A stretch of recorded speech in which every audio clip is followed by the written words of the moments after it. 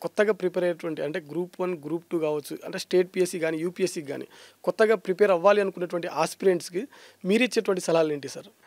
నేను మేజర్‌గా ఇచ్చేదేంటంటే అండి, మీరు ఏదో హడావిడిగా వచ్చేసి నేను కొట్టేస్తా, 1 ఇయర్‌లో కొట్టేస్తా, 2 ఇయర్స్‌లో కొట్టేస్తా అనే ఆ నోషన్‌తోనైతే మీరు రావద్దండి. ఫస్ట్ ఆఫ్ ఆల్ మీకు ఆ ప్యాషన్ ఉండాలి. ఖచ్చితంగా నేను స సక్సెస్ అయితా, నేను సివిల్ సర్వెంట్ అయితా, నేను సర్వ్ చేయాలి పీపుల్‌కి అనే ప్యాషన్ ఒకటుండాలి. ఇంకోటేందంటే హార్డ్ వర్క్. సో, మీకు ఎంత హార్డ్ వర్క్ అంటే ఇప్పుడు ఇది అంటే ఇట్ రిక్వైర్స్ హార్డ్ వర్క్ అండి. సో, అది కూడా ఎట్లా కన్సిస్టెంట్ హార్డ్ వర్క్. నేను ఒక 2 మంత్స్ చదువుతా, మళ్ళీ 2 మంత్స్ రెస్ట్ తీసుకుంటా. అట్లాంటి వాళ్ళు అస్సలకే రావద్దు. నువ్వు కన్సిస్టెంట్‌గా నీ ఎఫర్ట్స్ పెడతా, కన్సిస్టెంట్‌గా నువ్వు నేర్చుకుంటా. హార్డ్ వర్క్ పెట్టి కన్సిస్టెంట్‌గా నేర్చుకుంటా అనే ఆ మైండ్ సెట్‌తో వస్తే ఖచ్చితంగా సక్సెస్ అవుతారు. ఇంకోటేందంటే కొంచెం ఇప్పుడు ఎట్లయిపోయిందంటే బాగా ఈ సోషల్ మీడియాలో ఐఏఎస్ ఆఫీసర్ ఎంట్రీ వీడియోలు ఇవి ఇవి చూసి అట్లా కొంచెం దాంతో కూడా వస్తున్నారు. ఓ రేపొద్దున నాకు ఇది ఉంటది, అది ఉంటది. ఇవన్నీ కూడా సూపర్ఫిషియల్ అండి.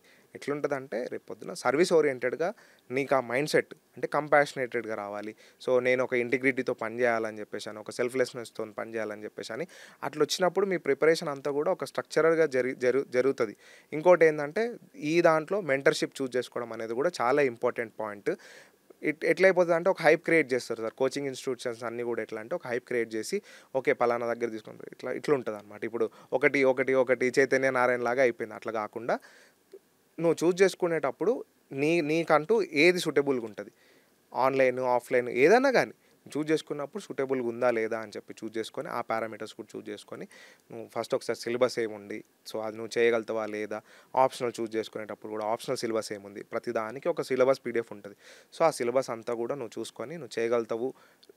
ఏదో పేరెంట్స్ చెప్పిరనో, ఇంకో ఫ్యామిలీ మెంబర్స్ ఎవరో చెప్పిరనో, లేదా నేను ఐఏఎస్ ఎంట్రీ వీడియో చూసినానో, అది అట్లా రావద్దండి. ఖచ్చితంగా దానిపైన ఒక అవగాహన పెట్టుకొని రండి. ఒక 2, 3 ఏళ్ళు దానికి డెడికేటెడ్‌గా ఇవ్వండి. సక్సెస్ అయితే ఓకే. లేదంటే you can choose your plan B and you can get over through it. So, అదండి.